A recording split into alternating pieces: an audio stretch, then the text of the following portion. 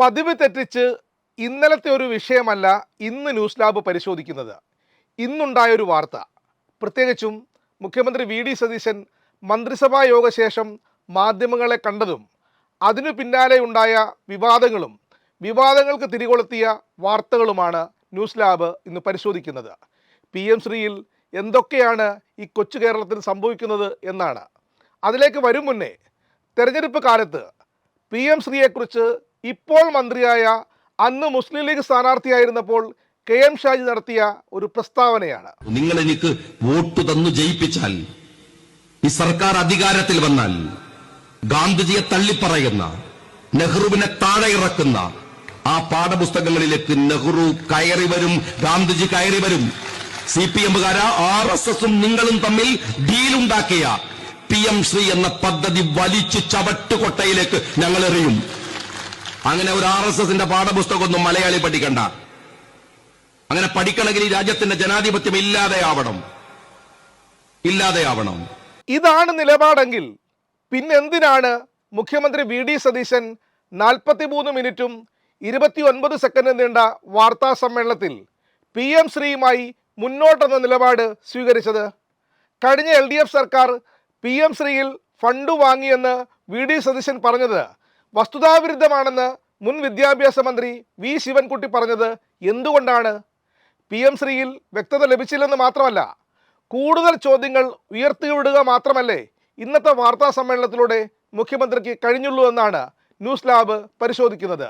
മാധ്യമങ്ങളെയും മാധ്യമപ്രവർത്തകരെയും അവർ ചെയ്ത വാർത്തകളുടെയും വിശകലനങ്ങളുടെയും അടിസ്ഥാനത്തിൽ വിലയിരുത്തുന്ന, വിമർശന വിധേയമാക്കുന്ന ന്യൂസ് ലാബിൻ്റെ പുതിയ എപ്പിസോഡിലേക്ക് പ്രിയ പ്രേക്ഷകർക്ക് സ്നേഹപൂർവ്വം സ്വാഗതം. മുഖ്യമന്ത്രിയുടെ വാർത്താ സമ്മേളനത്തിലെ ആദ്യ ഐറ്റം PM ശ്രീ വിഷയമായിരുന്നു. കഴിഞ്ഞ സർക്കാർ PM ശ്രീ പദ്ധതിയിൽ ഒപ്പുവച്ചിട്ടുണ്ടായിരുന്നു എന്നതാണ് ഇതിൽ പ്രധാനമായും വി.ഡി. സതീശൻ ചൂണ്ടിക്കാട്ടിയത്. രണ്ട് പ്രധാനപ്പെട്ട കാര്യങ്ങൾ സതീശൻ ഇവിടെ ഉയർത്തിക്കാട്ടി. ഒന്ന്, കരിക്കുലം ഫ്രീഡത്തിൽ കേന്ദ്ര സർക്കാർ ഇടപെടരുത്. രണ്ട്, ഈ പദ്ധതി നടപ്പാക്കാനുള്ള സ്കൂളുകൾ തിരഞ്ഞെടുക്കാനുള്ള അവകാശം സംസ്ഥാന സർക്കാരിന് നൽകണം. PM ശ്രീ പദ്ധതിയെ സംബന്ധിച്ചുള്ള വിശദമായ ഒരു ചർച്ചയിൽ കഴിഞ്ഞ ഗവൺമെൻറ് PM ശ്രീ പദ്ധതിയിൽ ഒപ്പുവെച്ചിട്ടുണ്ടായിരുന്നു. അപ്പോൾ ഇപ്പോൾ കേരള ഗവൺമെൻറ് അതിൽ പങ്കാളിയാണ്. മാത്രമല്ല 99 കോടി രൂപയിലധികം അവിടെ നിന്ന് ഈ പദ്ധതിയുമായി ബന്ധപ്പെട്ട് വാങ്ങിച്ചിട്ടുണ്ട്. തടഞ്ഞു വെച്ച പണം തന്നിട്ടുണ്ട്. അതുകൂടാതെ ഒരു 106 കോടി രൂപ കേന്ദ്ര ഗവൺമെൻറ് അനുവദിച്ചിട്ടുണ്ട്. ഇതാണ് അതിൻ്റെ കാര്യം. അതിനെ ആശയപരമായി അതിനോടുള്ള എതിർപ്പ് കരിക്കുലം ഫ്രീഡത്തിൽ കേന്ദ്ര സർക്കാർ ഇടപെടരുത് എന്നതാണ്. രണ്ട്, ഇത് നടപ്പാക്കുന്ന സ്കൂളുകൾ തിരഞ്ഞെടുക്കാനുള്ള അവകാശം സംസ്ഥാന ഗവൺമെൻറ് നൽകണം എന്നതാണ്.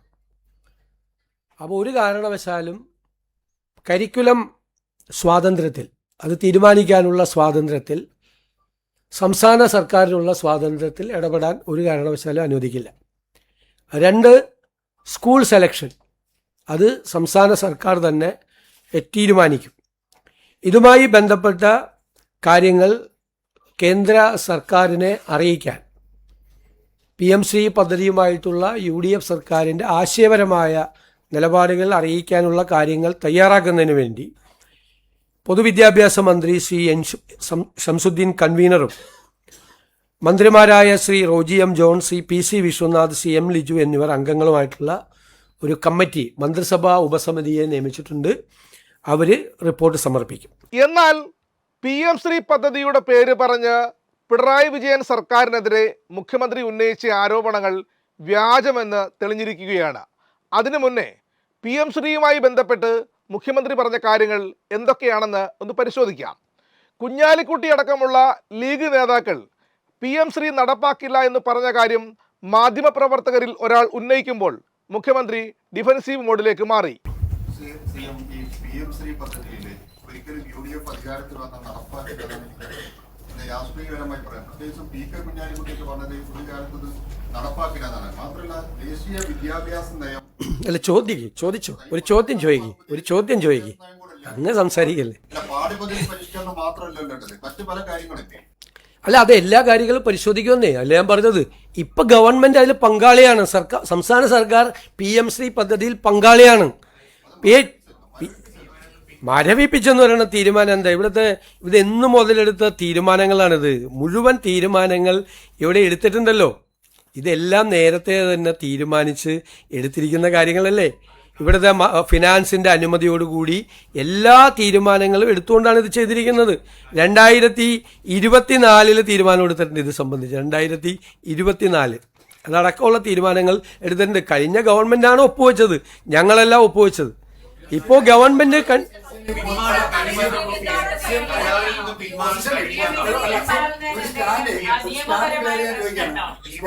എല്ലാവരോടും ചോദിച്ചാൽ ഞാൻ എങ്ങനെ മറുപടി പറയണത്? അല്ല, നമ്മളിപ്പോൾ നിർബന്ധിതരായിരിക്കുകയാണ്. നമ്മൾ ഗവൺമെന്റ് സൈൻ ചെയ്തു പണം വാങ്ങിച്ചു കഴിഞ്ഞു. ഞങ്ങൾ അതിന്റെ അല്ല, ഞാൻ സംസാരിക്കുമ്പോൾ വീണ്ടും ചോദിക്കല്ലേ അങ്ങ്? ഞാൻ മറുപടി പറയട്ടെ. നിങ്ങൾക്ക് എന്താണ് ഇത്ര പ്രശ്നം? അല്ല, നിങ്ങൾ അത് തന്നെയല്ലേ ചോദിച്ചു, അതിനല്ലേ ഞാൻ മറുപടി പറയണേ. നിങ്ങൾ എന്തിനാ ഇങ്ങനെ ഇടയ്ക്കിടയ്ക്ക് കയറുന്നത്? ഇടയ്ക്കിടയ്ക്ക് കയറരുത്. നിങ്ങൾ ചോദിച്ചാൽ ഞാൻ മറുപടി പറയാം. ഞാൻ അവിടെ ഇരിക്കുമല്ലേ? ഇതെല്ലാം തീർത്ത് അങ്ങ് വീണ്ടും ചോദിക്കുന്നത് എന്തിനാ? അങ്ങ് ചോദിച്ചത് ഞാൻ കേട്ടല്ലോ, ഞാൻ പറയാൻ അനുവദിക്കന്നെ. അല്ല, നിങ്ങളെല്ലാം വീണ്ടും ചോദിക്കാൻ. ഞാൻ പറയട്ടെ മറുപടി. ഞാൻ പറഞ്ഞത് ഇപ്പോൾ PM-ശ്രീ പദ്ധതിയിൽ സംസ്ഥാന സർക്കാർ അംഗമാണ്. കേരള എഗ്രിമെന്റ് ഒപ്പുവെച്ചു. അതിന്റെ ഭാഗമായി പണം വാങ്ങിച്ചു കഴിഞ്ഞു.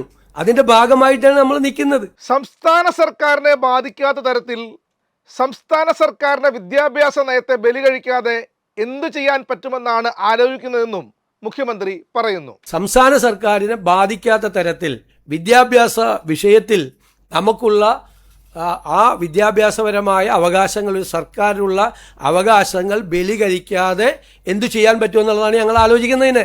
അതല്ലേ ഞങ്ങൾക്ക് ആലോചിക്കാൻ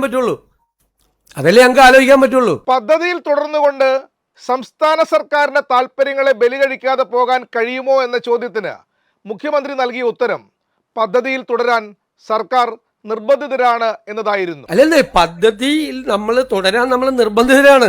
കാരണം ഓൾറെഡി എഗ്രിമെന്റ് വെച്ചു. അതിന്റെ ലീഗൽ സ്റ്റേറ്റസ് എന്താണ്? നമ്മൾ നിർബന്ധിതരായിരിക്കുകയാണ്. അപ്പം നമ്മൾ ചെയ്യാൻ പറ്റുന്നത് എന്താ? ഇവിടെ ചോദിച്ചതുപോലെ നമ്മൾ സംസ്ഥാനത്തിന്റെ അവകാശങ്ങളെ ബാധിക്കാതെ. ഇപ്പൊ NEP കുറിച്ച് പറഞ്ഞു. NEP നേരത്തെ നടപ്പാക്കി. കേരളത്തിൽ ഹയർ സെക്കൻഡറിയിലെ 12 വിഷയങ്ങൾ NCERT ആണ് കൊടുക്കുന്നത്.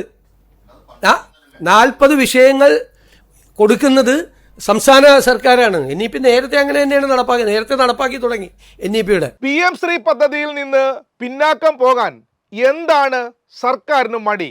അതിനും മുൻ സർക്കാരിന് തന്നെ പഴി. ഈ പദ്ധതിയിൽ നിന്ന് പിന്നോട്ട് പോകാൻ എന്താണ് തടസ്സം സർക്കാർ?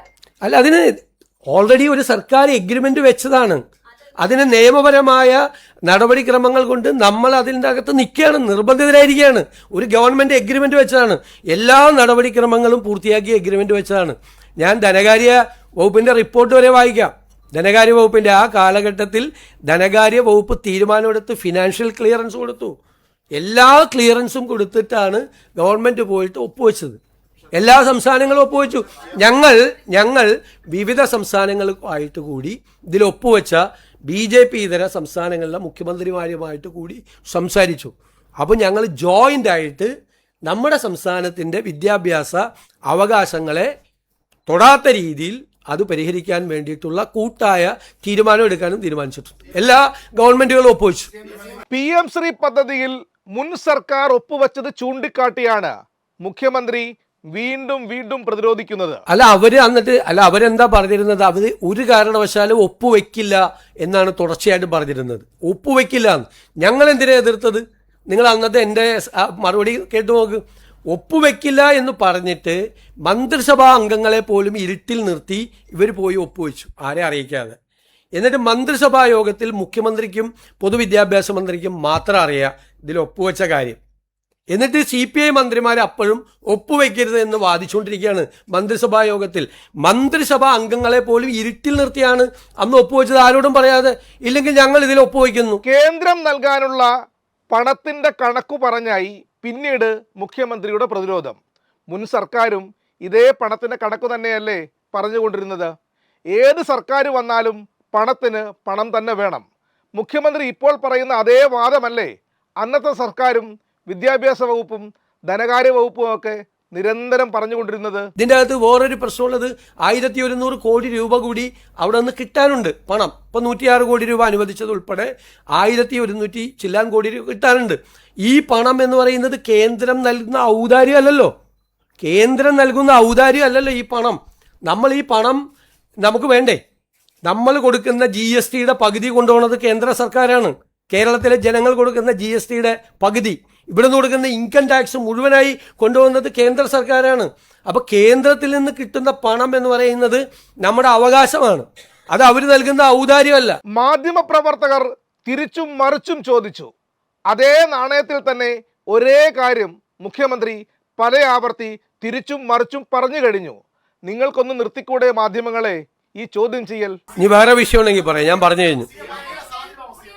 ഇനി വേറെ വല്ല വിഷയം ഉണ്ടെങ്കിൽ ഇന്ന് മുഖ്യമന്ത്രി നടത്തിയ വാർത്താ സമ്മേളനത്തിന്റെ മുഴുവൻ അടിത്തറയും തകർന്നത് ഈ ചോദ്യവും അതിന് നൽകിയ മറുപടിയുമായിരുന്നു.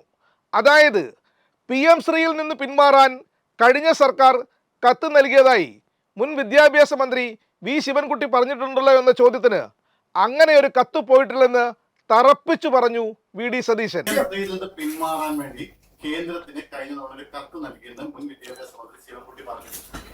അങ്ങനെ ഒരു കത്ത് പോയിട്ടില്ല. പിന്മാറാൻ വേണ്ടിയിട്ടുള്ള ഒരു കത്ത് ഇവിടെ പോയിട്ടില്ല. മുഖ്യമന്ത്രിയുടെ വാദം ഇവിടെ പ്രധാനമായും പൊളിയുന്നത് അങ്ങനെ ഒരു കത്ത് കേന്ദ്രത്തിന് അയച്ചിട്ടുണ്ട് എന്നുള്ളത് തന്നെയാണ്. കഴിഞ്ഞ വർഷം, അതായത് 2025 നവംബർ 12 അന്ന് ഉന്നത വിദ്യാഭ്യാസ സെക്രട്ടറി ആയിരുന്ന K വാസുകി IAS കേന്ദ്രത്തിന് കത്ത് നൽകിയിരുന്നു.